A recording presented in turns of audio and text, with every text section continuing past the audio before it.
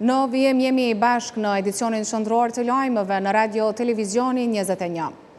Kuvendi Kosovës është përfshirë sot nga tensionet të forta për plasje verbale dhe incidente fizike mes deputetëve të PDK-s, Aleancës dhe Lëvizjes Vetëvendosje.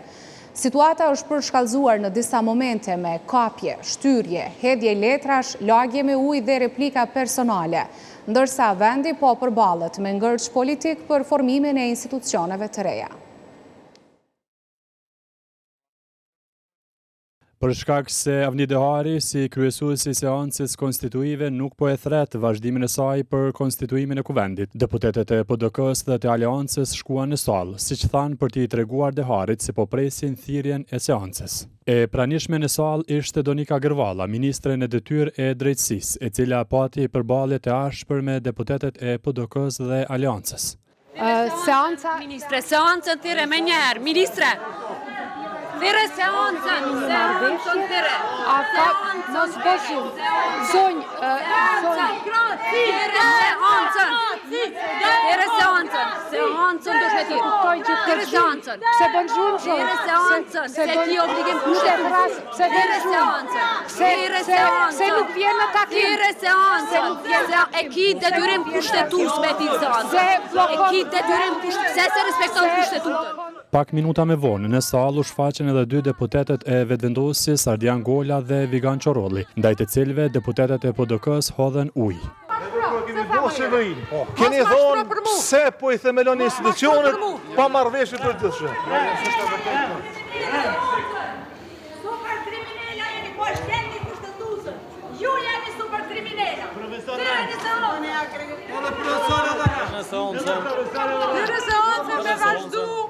Unë i thash, me ju, dypset vrava është drëpset myta. Nuk vonoi shumë dhe në sallë u pa edhe Arbia Nagavci nga Vetëvendosje, e cila u përball me deputeten e Aleancës Albana Bytyqi.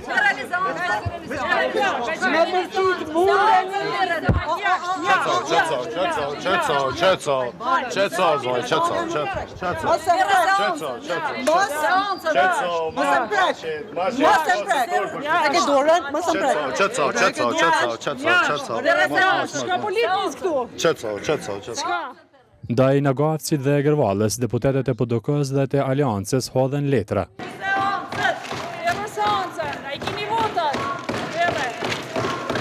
Apo të bënë në një mërë, Adam prap? Adam prap e dashur? Adam prap? Ndërkohë, Ganimete Musliu e PDK-s u penguan nga një zyrtar i Vetëvendosjes. Viktimizo gane se ti që çfarë veprimesh edhe viktimizo për bes turpë. Ti mu nuk u plek, mos u plek në do. Ti mu se më gjumoj Ganimete. Për pik qefit, se jeni orë për rani, po mashtroni, s'kina mjullon. Përplasjet midis deputetëve të PDK-s dhe të Vetëvendosjes vazhduan edhe mes Mergim Lushtakut, Ardian Golës dhe Adnan Rustemit. Ju e keni mësu me pazare, apo shkoni shkoni terni kështu. Ti s'u më tregon kush ka.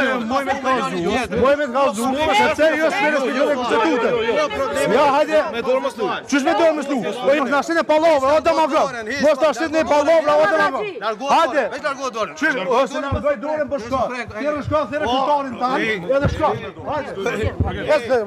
Deputeti i Aleancës Bek Berisha e vlerësoi si provokim ardhjen e deputetëve të Vetëvendosjes në sallë. Ajo është provokim ashtu. Piqoj në arena për më kriju situata të këqija. Më pas u hapën dyert e kuvendit edhe për mergjimtarët, të cilët e kishin ditën e tyre të tretë për të vizituar hapësirat e këtij institucioni. Por edhe mergjimtarët u përfshin në tensionet e përplasjeve politike. Ky nuk është haj. Hajni është diçka tjetër. Nuk është haj. Ky është tradhtor. Ky është tradhtor. Në haj. Jo, hajni është tjetër.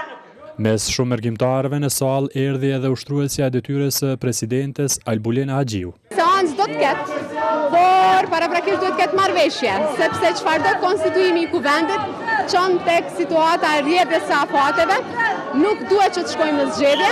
Tregoj të rika, kur e kryen fakultetin, çfarë të ardhme ka në Kosovë.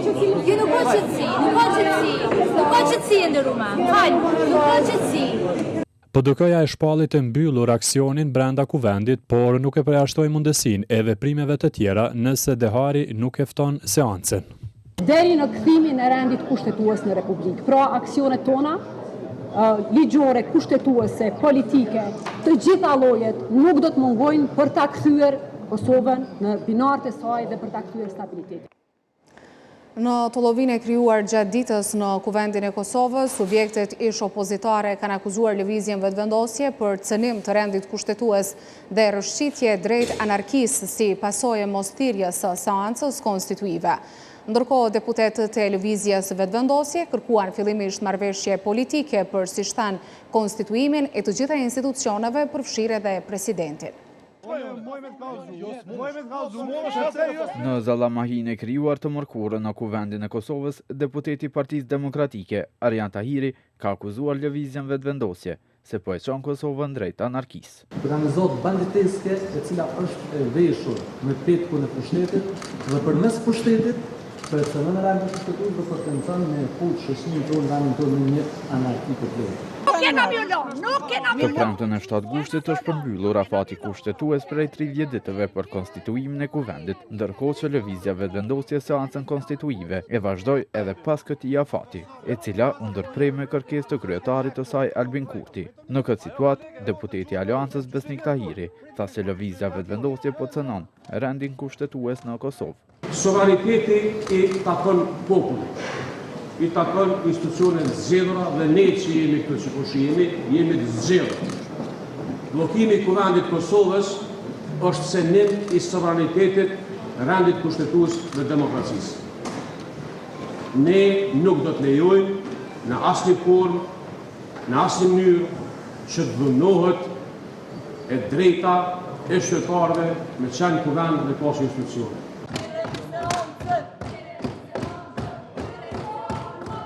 Ndërkohë, deputeti i lëvizjes vetëvendosje Vigan Çorolli, duke i akuzuar subjektet ish opozitare për blokadë, bëri të ditur se partia e tij do të thërrasë vazhdimin e seancës konstituive, pasi të arrihet marrëveshja për zgjedhjen e presidentit. Ne si lëvizje vetëvendosje të dashura media tash e kemi bërë të qartë që seanca do të jetë vetëm në momentin kur ketë marrëveshje politike, sepse thirrja e seancës pa marrëveshje politike në kupton që Kosova shkon me automatizëm në zgjedhje të jashtëzakonshme, të cilat janë të panevojshme, kemi bërë të qartë. Derisa në kuvend gjatë gjithë ditës pati zhvillime që u përcollën me përplasje madje të ashpra, Lidhja Demokratike e Kosovës nuk u pa gjëkundi. Derisa më vonë u shfaq deputeti i kësaj partie, Armen Zemaj, i cili nuk qartësoi nëse Lidhja Demokratike ka një qëndrim apo do të ndërmarrë ndonjë veprim lidhur me blokadën e krijuar. Ne kur të kemi vendim politik të grupit parlamentar, sigurisht ato edhe do t'i kuptoni, po sot ka qenë edhe ashtu ditë e hapur për vizitat e bashkëdhëtarëve. Pjesëmarrja politike, organizimet politike, grupeve politike janë në arsyen sepse nuk po konstituohet kuvendi.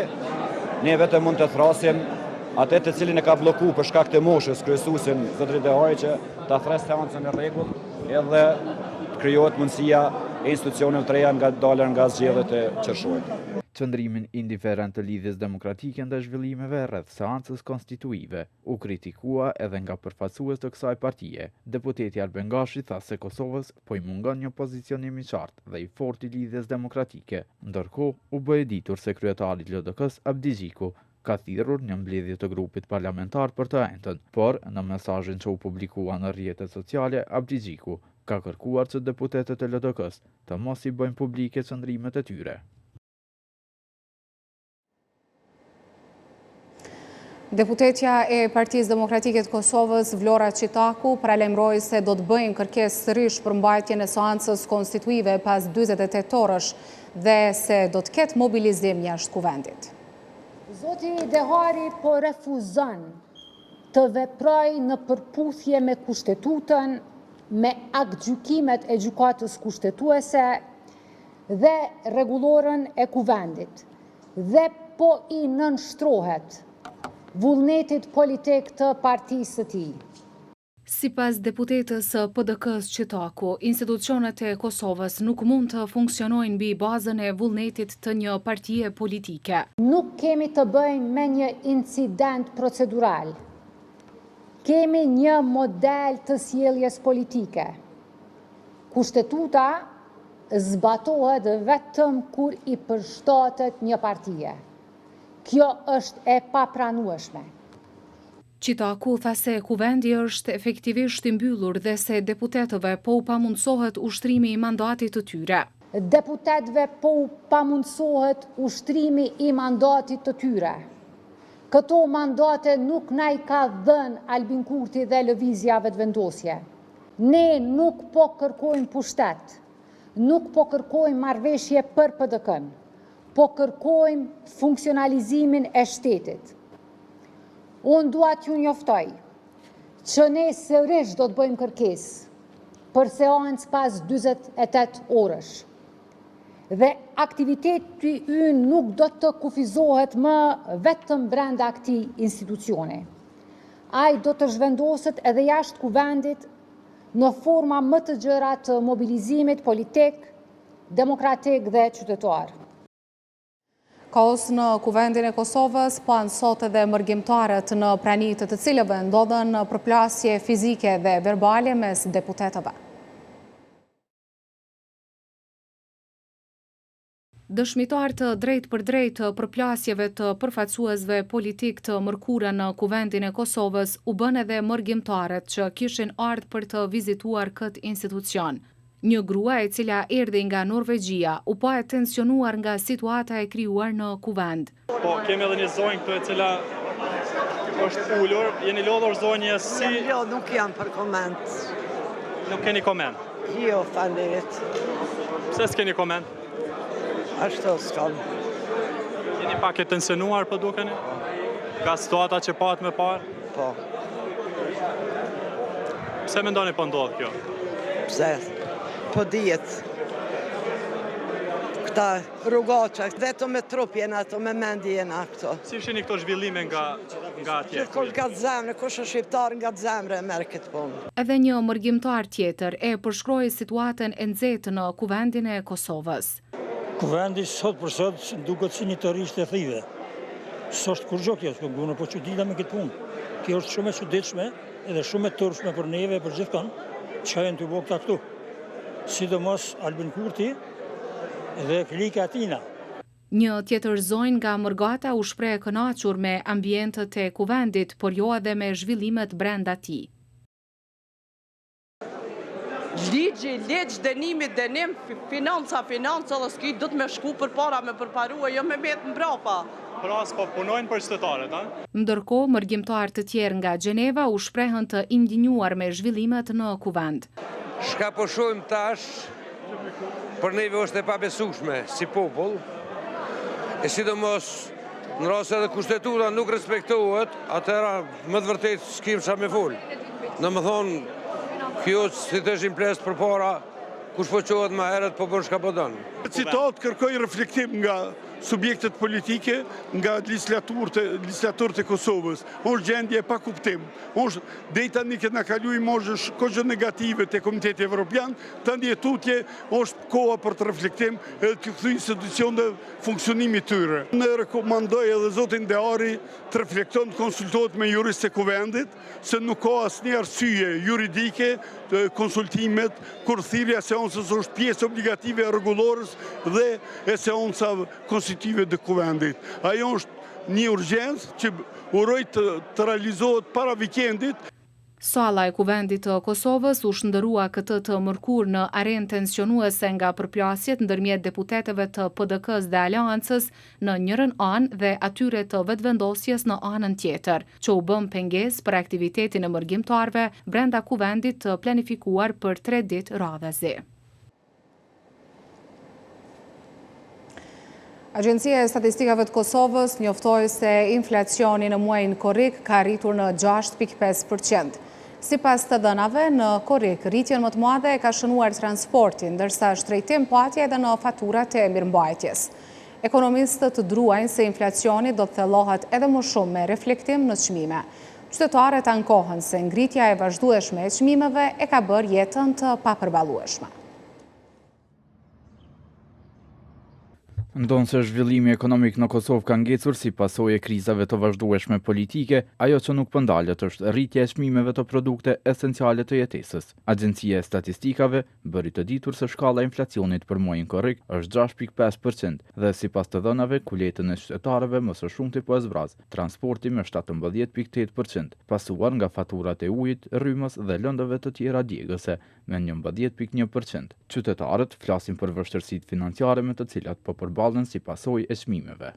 Pa lidhje, këta po hijekun, aja atje që çmimet, ato shkon neve atë. Ja neve, ato, do të me marrë përgjithësi se jo neve. O, po çfarë çmime që i blera 15 copa ve, 4 euro. Po noja për kushtet tona. Krahas shtrëngtimit të vazhdueshëm të rrymës, një ndër shkaktarët kryesor të thellimit të inflacionit thuhet të jetë importi i lartë i produkteve kryesore të shportës ditore. Oda ekonomike ngrej alarmin se që nga viti 2022 importi është rritur mbi 1 miliard euro, ndërsa eksporti ka mbetur në vlerat e njëjta. Ndërkohë, të lashët me produktet e huaja i përmend edhe njëra nga prodhueset lokale, Valbona Sopa. Në dëmtoj normal që në dëmtoj shumë, se tash që në rritur shituat e mloja, po shkojnë shumë mica atje. Se qaj që për të qa prodhim, po vjetë na. Se që 11 vite na jena prodhim vendor me drag mobil. Për situatën e krijuar ekonomike, njohësi çështjeve të ekonomisë financierimi, një pjesë të fajit e adreson edhe tek mungesa e institucioneve. Ne duhet të trajtojmë, të bëjmë një model ekonomik me cilin do të stimulonim prodhimin vendor, do të stimulonim investimet e huaja që të rrisim prodhimin e brendshëm dhe me këtë mënyrë ne mund ta kontrollonim mandeja dhe inflacionin në mënyrë më të mirë. Duke pas parasysh ne nuk kemi politika monetare dhe duhet të fokusohemi në përmirësimin e të bërit biznes dhe përmirësimin e politikave fiskale. Gjatë ditës u bë ditur se në Kosovë sërish pati rritje të çmimeve të derivateve. Nafta u shtrentua për 3 cent, duke shkuar në 1,67 cent, gjë që thuhet se shkakton zinxhir shtretimësh në të gjitha produktet dhe shërbimet. Përkundër kërkesave të vazhdueshme nga bizneset, qeveria në detyrë ka refuzuar heqjen e akcizës dhe TVSH-s mbi produktet e naftës, me arsyetimin se një gjë e tillë nuk ul çmimin e derivateve.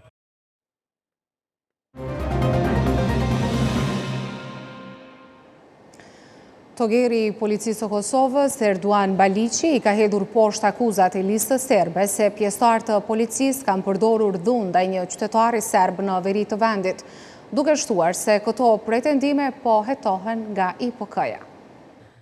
Pretendimet e një qytetari serb nga veriu i Kosovës i identifikuar në disa raportime si Nenad Rashković, së është sulmuar dhe keq trajtuar fizikisht nga pjesëtar të policisë së Kosovës, janë publikuar në mediat e Beogradit edhe në rrjetet sociale të eksponentëve politik serb.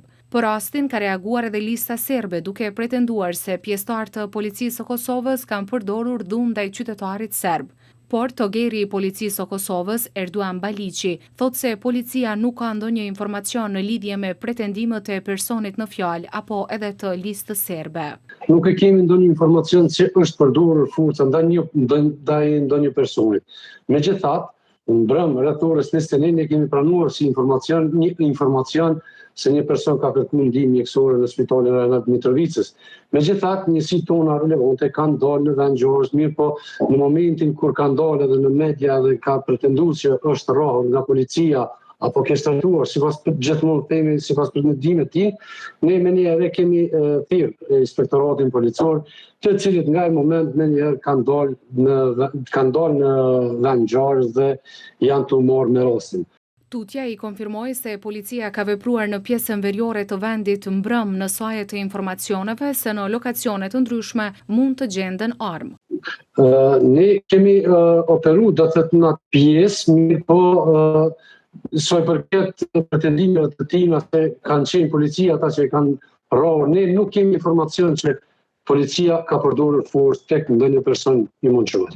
Po ne, siç kemi thonë edhe në vazhdimsi, policia pranon vazhdimisht informacione se në lokacione të ndryshme mund gjenden armatim.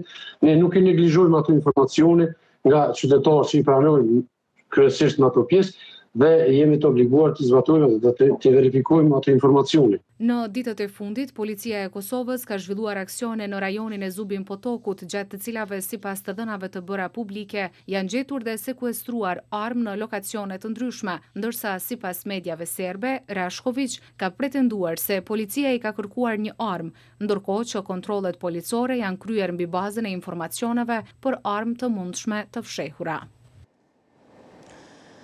Prokuroria Speciale ka njoftuar se është ngritur akt akuzë ndaj një serbi për krime lufte në fshatin Reznik të Vushtërisë. Ai akuzohet se më 6 prill të vitit 1999 në bashkëkryerje me pjesëtarë të tjerë të forcave serbe dhe me një tashmë të dënuar nga gjykata themelore në Prishtinë, mori pjesë në vrasjen e 9 civilëve shqiptarë.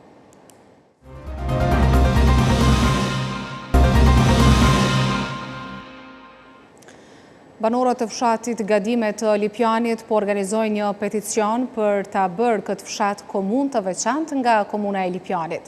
Sipas iniciatorëve të këtij peticioni, tashmë po mbahet peticioni plotësues për Morgatën, pasi ai për banorët rezident është kryer para një muaji.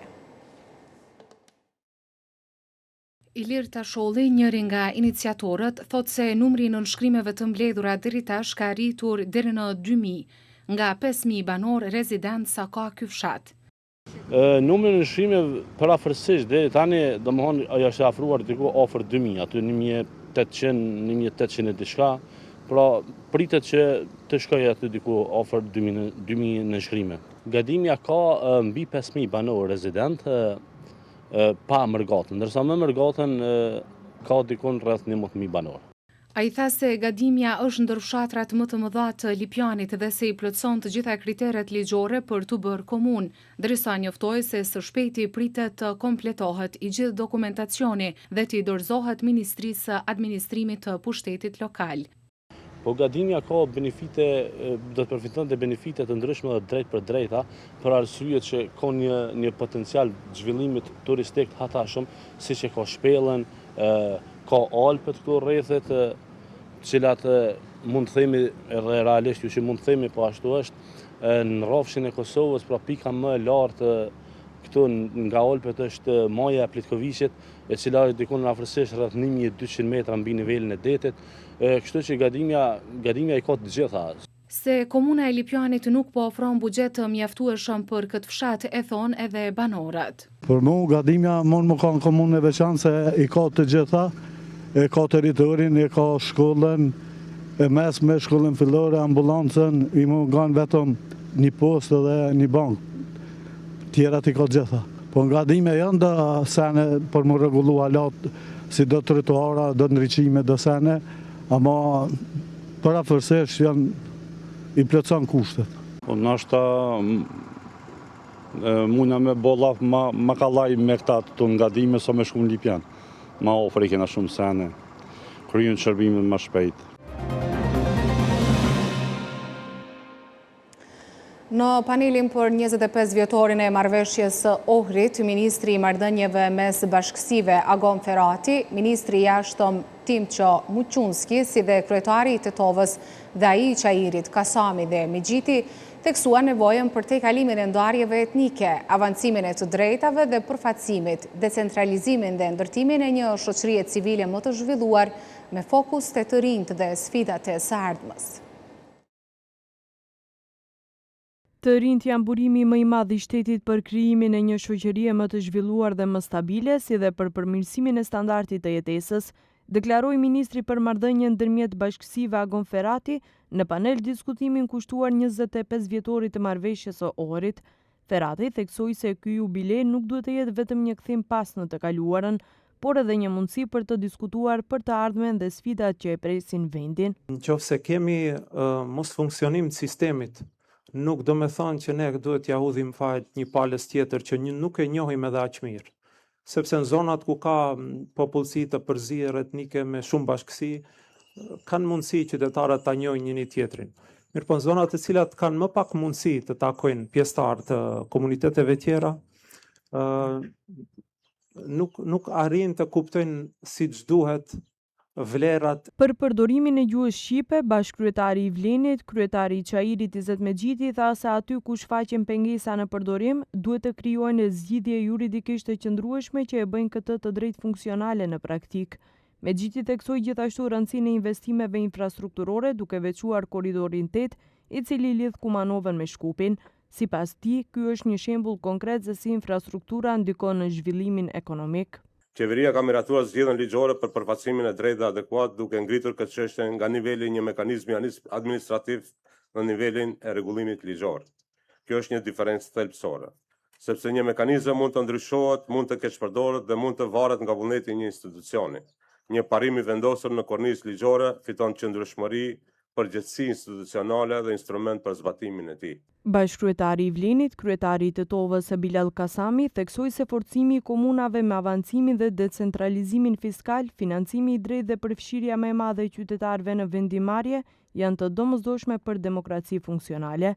Kasami tha se marrëveshja e Ohrit duhet të zbatohet dhe avancohet dhe këtë, siç potencoi, e bëjnë me sjelljen e ligjit për përfaqësim të drejtë dhe adekuat. Marrëveshja e Ohrit është një marrëveshje për ndërtim të shtetit. Pra nuk është një marrëveshje për ndarje të shtetit. Maqedonia vazhdon në bazë të kushtetutës dhe bazuar mbi parimet e marrëveshjes së Ohrit të jetë një shtet unitar, por me një kompromis përsëri në interes të shtetëndërtimit që të përforcohet decentralizimi. Sipas ministrit të punëve të jashtme Tim Çomucunski, vendi ynë është i pjekur për t'i kapërcyer vijat etnike dhe për të ndërtuar një shoqëri të vërtet civile që është e fokusuar kryesisht në sfidat e shekullit të 21 dhe kohës në të cilën jetojmë. Ministri theksoi se debati i sotëm nuk ka për qëllim të shikojë prapa në vitin 2001, por më tepër të përgjigjet në pyetjen se çfarë lloj vendi duam të kemi në vitin 2051.